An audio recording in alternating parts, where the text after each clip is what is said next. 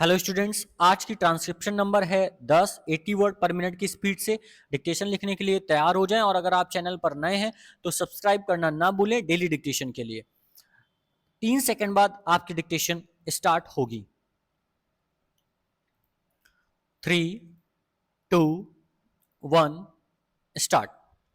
In discussing the demands for grants of the finance ministry, we have got to see to what extent the administration of this particular ministry has led to the development of our national wealth and the securing of the welfare which our state claims to have in view. Madam, we must try to analyze very carefully the working of this particular ministry because it is not merely a department of the government, so to say, but it is the nerve center of the administration of the country.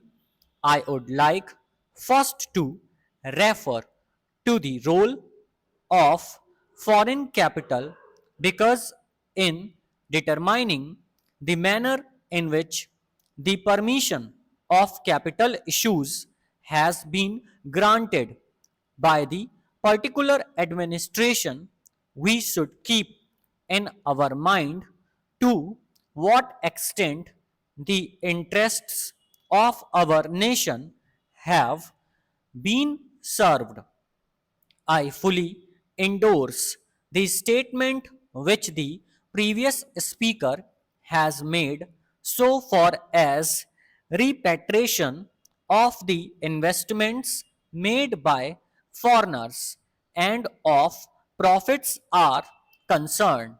We have dealt with this topic quite a number of times, and I do not want to reiterate anything apart from only supporting what the honorable members who just now spoke said.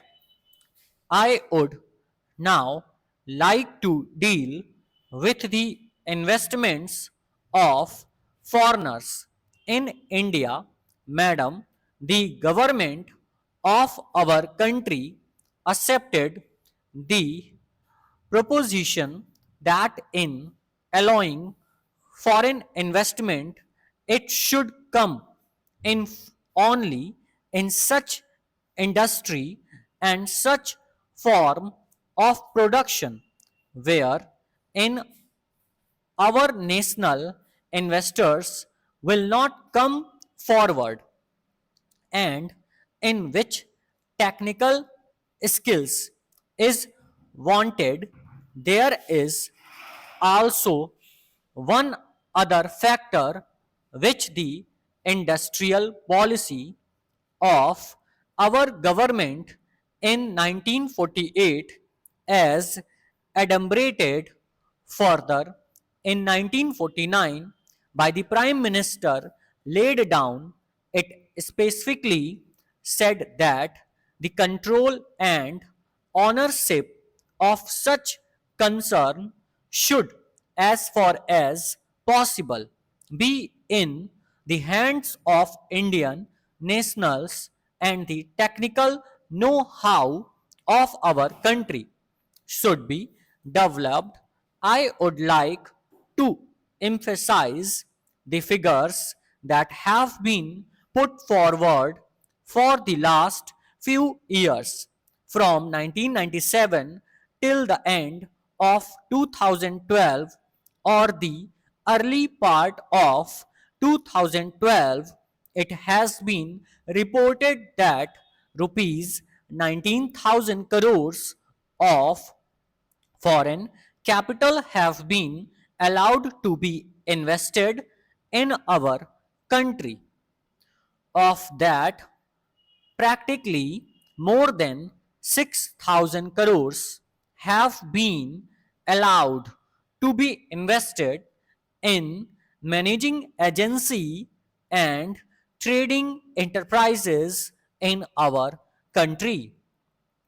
So far as the government policy is concerned, we find that a sum of rupees 4 crores have been allowed to be invested this year. We do not know that it is to be used up. We have been told that during the period 2008 to 13, nearly rupees 35 crores have been allowed to be invested in textile machinery and generally in the textile industry.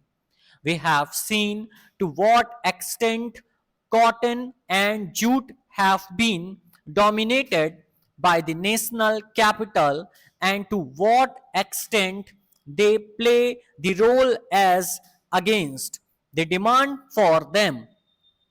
We know further what the government is doing in regard to these industries and how the Indian counterpart in these industries are behaving, then why this further penetration of foreign capital?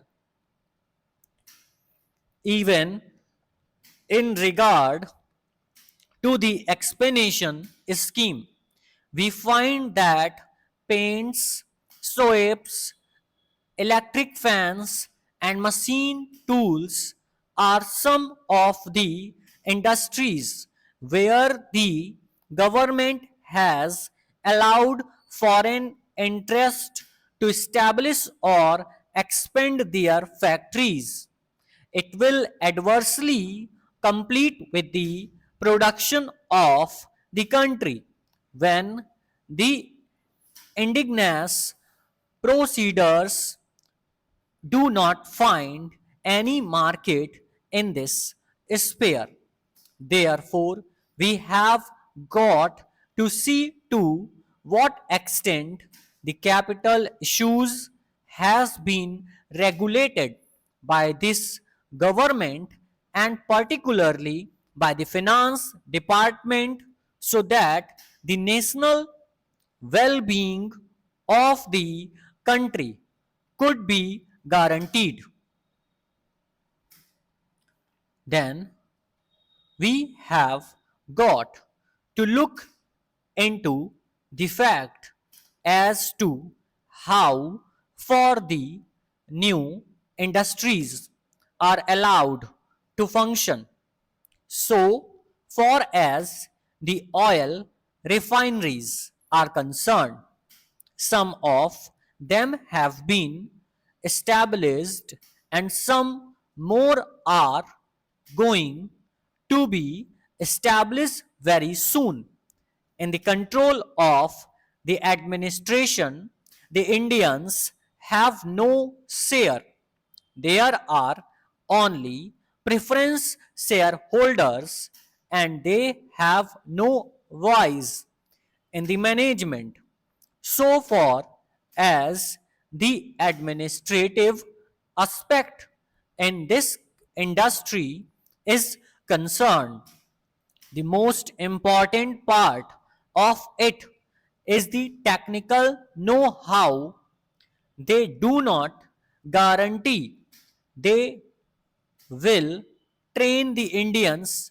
That means they say even after 20 years we will have to face the problem of the know-how in respect of the oil refineries.